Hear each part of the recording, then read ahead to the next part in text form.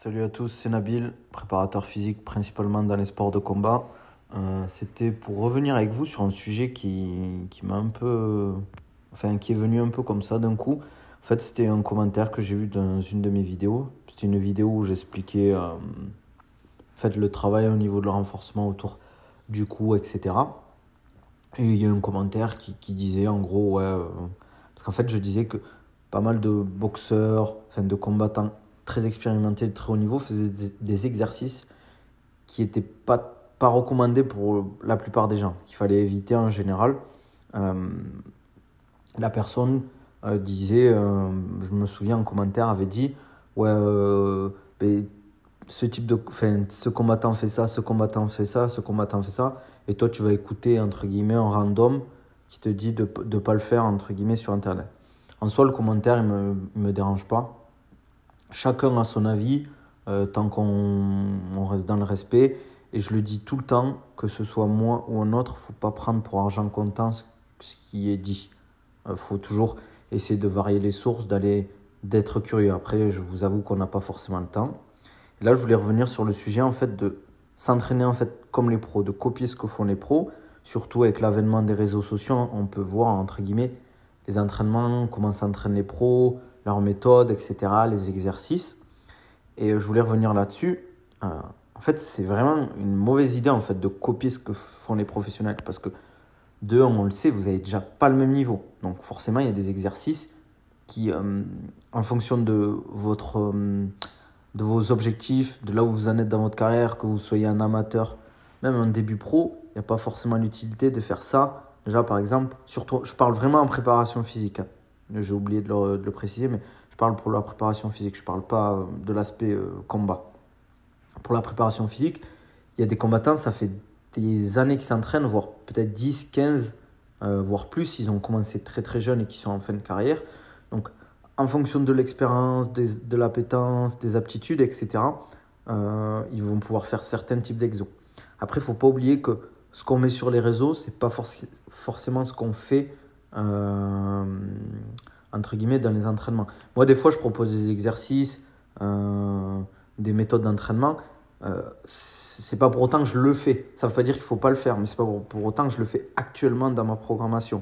Et bien eux, c'est pareil. Par exemple, des fois, ils vont mettre des vidéos comme Michael Chandler qui avait mis sa vidéo où il fait des tractions en même temps. Il saute, il balance une Swiss ball. Il n'y avait aucun intérêt à faire cet exercice. Mais regardez, tout le monde en a parlé. Ouais, qu'est-ce qu'il fait ce mec? Est-ce qu'il faut le faire, etc. Ça fait des clics, ça fait des partages. Les gens s'abonnent. Ben, ça peut permettre d'avoir des sponsors et de faire de l'argent. C'est comme ça. Il y a aussi d'autres raisons de ne pas faire comme les pros. C'est que ce qu'ils font, même si c'est intéressant, ça suit une logique souvent. Les mecs, ils ont les moyens d'avoir des préparateurs physiques, ils ont une programmation, on va dire, planifiée sur des mois, sur des échéances. Vous, par exemple, si vous avez un combat, je ne sais pas, par exemple, ou une compétition dans 4 semaines, mais ça ne sert à rien de faire peut-être ce qu'il fait, alors que lui, il a peut-être son combat dans 3 mois. Il n'y a aucun intérêt. Ça ne sert à rien de piocher un exo ou un protocole et de se dire je vais faire pareil et je vais avoir les gains. Non, s'entraîner au hasard, c'est la meilleure façon pour stagner et se blesser.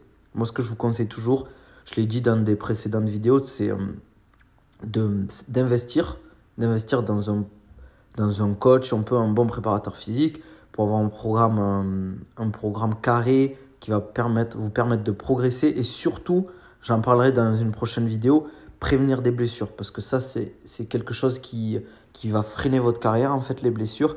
Et pour moi, c'est une des choses les plus importantes en préparation physique, c'est prévenir les blessures et éviter de se blesser. Faire tout en œuvre pour éviter de se blesser parce que les blessures dans une carrière de combattant, ça arrive, mais des graves blessures ou des blessures, on va dire, qui vous handicapent pendant peut-être plusieurs mois, 6 mois, voire plus, ça va vraiment vous bloquer dans la carrière.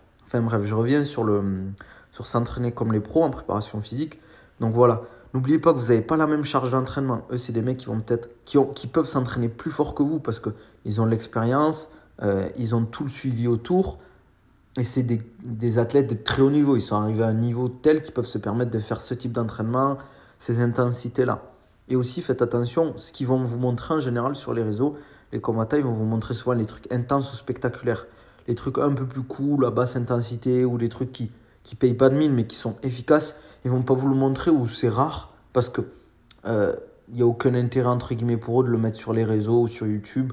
Parce que ça fait pas de clics. On le sait que maintenant, ce qui fait les clics, c'est les trucs impressionnants, spectaculaires. Et les trucs, on va dire, basiques ou simples, mais efficaces, ils n'auront aucun intérêt à le montrer. Donc voilà, c'était une petite vidéo que je voulais faire.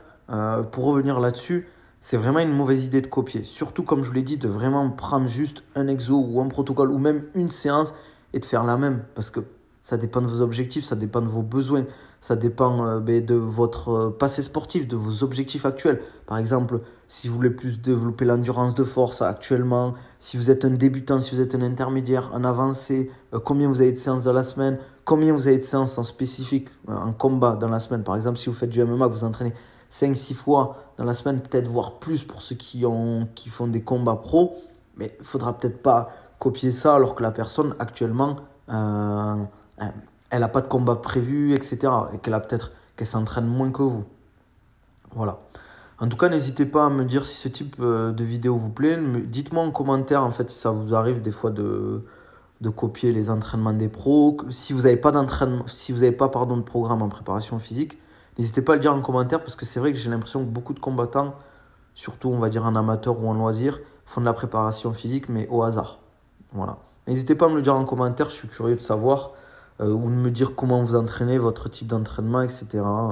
Ça m'intéresse. Voilà, n'hésitez pas en tout cas à vous abonner, à partager les vidéos, à liker, commenter. Ça m'aide pour le référencement, c'est important. Pour nous, ça me motive à continuer à faire d'autres vidéos. Voilà. Allez, je vous dis à la prochaine. Ciao.